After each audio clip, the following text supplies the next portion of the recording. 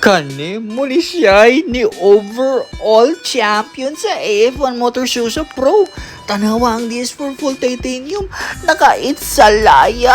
Halanga. Ang tagya diyan nga unit kay si Nick Raymond Reyes all the way from Tanay City. Sus nakamanok dual throttle body. Naka-urig mini MSD. Kining motora ni Sige na din siya ka overall champion diri sa syudad sa Dumaguete. Kita ng pisa ni Urig. Sus pagkalamias. Breakmaster Urig Rossi naka-motion pro quick throttle. Naka-CNC tipo sug handlebar bago. Naka-urig akrut mora dreams. Agay naka-urig Brembo Batman caliper. Di apay uring nga Moto 3D. Shush! Kung lamia. Naka-carbon fender.